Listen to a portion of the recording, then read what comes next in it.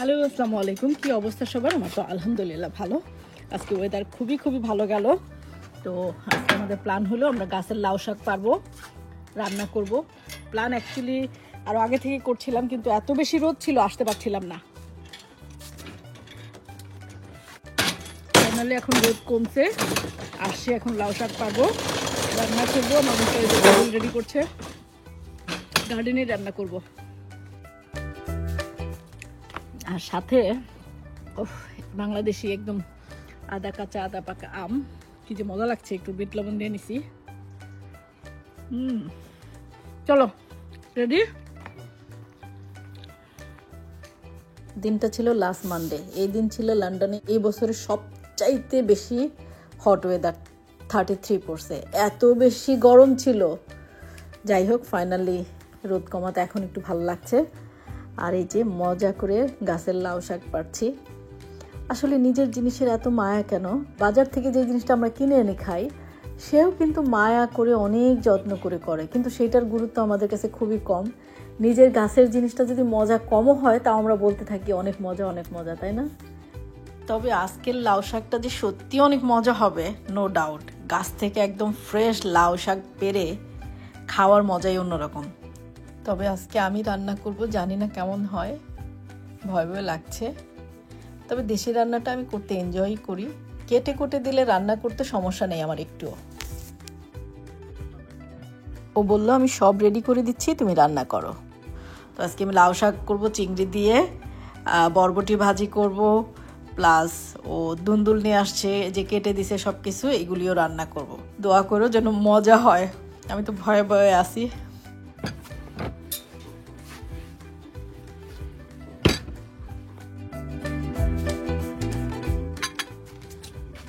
রান্না হবে লাউ শাক গুঁড়া চিংড়ি দিয়ে, ছোট চিংড়ি দিয়ে, বরবটি ভাজি, দেন এই যে ধুন্দুল না চিচিঙ্গা কি বলে, এটা দিয়ে, চিংড়ি মাছ দিয়ে। এই তো চুলা ধরাই দিছি।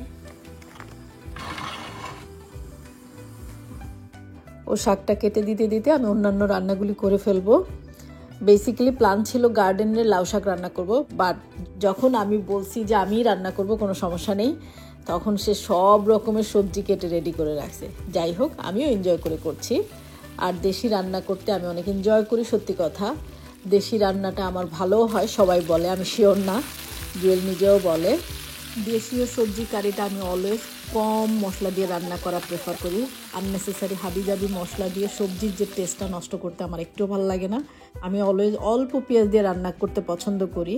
তো অল্প পেঁয়াজ, চেষ্টা করি সব রকমের তরকারির মধ্যে একটু গার্লিক ইউজ করতে, স্লাইস গার্লিক, দেন হলুদ, মরিচ, জিরা পাউডার, একটু লবণ, এই তো টুকিটাকি বেসিক জিনিস দিয়ে রান্না পছন্দ করি।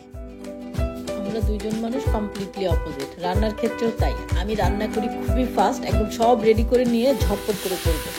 আর ও এত যত্ন নিয়ে করে, একটা রান্না একদম যত্ন করে দেখবে, করবে, শেষ করবে, তারপর আরেকটা করে। দেখো এখনো যত্ন নিয়ে সে শাক কাটতেছে।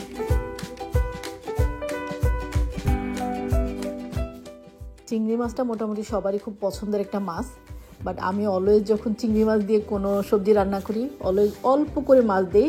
জাস্ট যেটুকু দিলে ফ্লেভারটা আসবে ওইটুকুই দেই, বিকজ আমাদের দুজনেরই কোলেস্ট্রল হাই। তো চেষ্টা করি একটু কম দিয়ে রান্না করতে। যাই হোক, রান্না বসায় দিছি, বাইরের লাইটটা অন করে দিয়ে আসলাম, বিকজ অলরেডি ডার্ক হয়ে গেছে।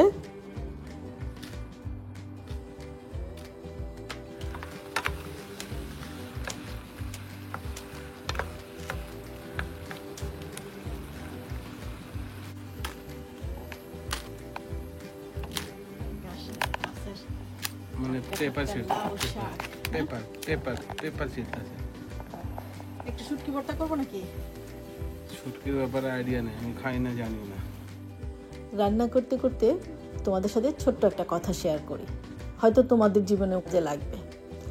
অ্যাকচুয়ালি বাসার কাজ করানো কতটা স্ট্রেসফুল, এটা যারা কাজ করাইছো মোটামুটি সবারই কম বেশি অভিজ্ঞতা হয়েছে। যত কাছের পরিচিত মানুষই দাও, বিল্ডাররা প্যারা দেয়, স্ট্রেস দেয়, এদের ম্যাক্সিমামই কথা কাজের মিল থাকে না। যাই হোক, আমিও সেটা সাফার করছি। সবচেয়ে বড় কথা ধুলাবালির মধ্যে বাসায় থেকে যখন কাজ করাইতে হয়েছে ওইটা খুব পেইনফুল ছিল। একটা পর্যায়ে কাজ ফিনিশিং না দিয়ে পরে আমার বলতে হয়েছে বাধ্য হয়ে তোমরা চলে যাও। যাই হোক, এরপর বেশ কয়েকদিন পর আরেক ভাইয়াকে ডাকি, জুয়েলেরই পরিচিত। তারপর ভাইয়া একদিন আসলো, আসার পর জুয়েল ওনাকে বলতেছে, দেখেন ভাই এরকম স্ট্রেস করতেছে, বাসার কাজ ভালো হয় নাই, এটা সেটা, সেই টেনশনে ঘুমায় না। তো ভাইয়া আমাকে বলতেছিল, কেন টেনশন করছেন? মানুষের হার্টবিট যখন যায় ওই মনিটরটা কখনো নোটিস করছেন? আমি বলছি হ্যাঁ করছি। বলে যখন হার্টবিটটা আঁকা বাঁকা করে যায় লাইফে হোপ থাকে, বেঁচে থাকার আশা থাকে। যখন লাইনটা স্ট্রেট হয়ে যায় ওখানেই কিন্তু জীবন শেষ হয়ে যায়। তো আপনার বাসার সব কাজ যদি পারফেক্ট হইতো আপনি কিন্তু আনন্দ খুঁজে পাইতেন না, কয়েকদিন পরে শেষ হয়ে যেত। জীবনের সব কিছু যে সোজা এবং সুন্দর হইতে হবে এমন কোনো কথা নাই। এছাড়া হয়তো আপনার এই ছোট ছোট কাজের যে মিস্টেকগুলি, এইগুলি আপনাকে অনেক বদনজর থেকে আপনার ভালো জিনিসটাকে প্রোটেক্ট করবে। ভাইয়ার কথাটা আমার এত মনে ধরছে, আমি তখন চিন্তা করলাম আসলেই তো, কেন কষ্ট নিচ্ছি, কেন চিন্তা করছি। তার উপর যুদ্ধ বিধ্বস্ত মানুষ দেশে কত কষ্ট করতেছে, আমরা তো ভালোই আছি, এই ছোট্ট ছোট্ট কাজ নিয়ে কেন স্ট্রেস নিচ্ছি। ওই দিন থেকে আমি সব স্ট্রেস নেওয়া ছাড়া দিছি। আর এমনি অবশ্য আমি ট্রাই করি অলওয়েজ সর্বহালতে আল্লাহ শুকরিয়া আদায় করতে। তো কেন জানি আমার বাসার কাজটা এবার আমাকে অনেক স্ট্রেস দিচ্ছে, বিকজ তাদের কথা কাজে মিল ছিল না, এই জন্য। তবে আমি এখন থেকে ডিসাইড করছি ফালতু জিনিস নিয়ে একটু টেনশন করব না, আল্লাহ যেমন রাখে সেটাই ভালো। যাই হোক, গল্প করতে করতে কিন্তু আমি লাউ শাক বসাই দিছি। দেখো লাউ শাকটা কিন্তু দেখতে ভালোই লাগছে, আমার মিস্টার তো বলতেছে দেখেই বোঝা যাচ্ছে অনেক মজা হবে। সুন্দর কালার এসে গেছে। হায়াত মৌত রিজিক সব আল্লাহ ডিসাইড করে রাখছে। সত্যি বারবার প্রমাণ পেয়ে যায়, তখন ভালোও লাগে। যাই হোক, লাউ শাকটা রান্না করছিলাম, তখন জানতামও না এই লাউ শাকটা আমরা সবাই মিলে খাবো। যে কোনো জিনিস শেয়ার করে খাওয়ার মজাই অন্যরকম, আর তার উপর গাছের লাউ শাক, সত্যি শেয়ার করে খাওয়ার মজাটা অন্যরকম। সেটাই আল্লাহ পুরো করে দিল। রান্না বান্না শেষ করে গরম ভাত বসাইলাম, ক্লিন করছিলাম, ওই সময় রিমি কুয়াশা কল দিছে ফ্রি আছি কিনা, ওরা আমার বাসার আশেপাশে আছে।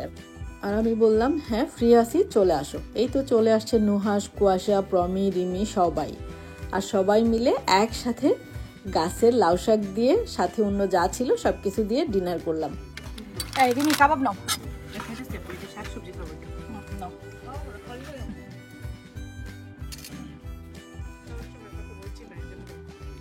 সবাই মিলে একসাথে খাওয়া দাওয়া করলাম। গার্ডেনেই বসেছিলাম বিকজ ওয়েদারটা ওই দিন খুবই খুবই সুন্দর ছিল। এরপর ঘরে আম ছিল, সেটা একটু কাটলাম। রিমিদের গাছের এই ফ্রুটসটা নিয়ে আসছে, সেই সব মিলায়া বিট লবণ দিয়ে একসাথে বসে বসে খাইলাম। আর আড্ডা দিতে দিতে ভোর প্রায় 3টা বেজে গেছে, কখন টেরি পাই নাই। যাই হোক, অনেক ভালো একটা সময় কাটালাম। হোপ আপনারাও এনজয় করছেন। সো আজকে এখানে বিদায় নিচ্ছি। সবাই ভালো থাকবেন, সুস্থ থাকবেন, আমাদের জন্য দোয়া করবেন। আল্লাহ হাফেজ।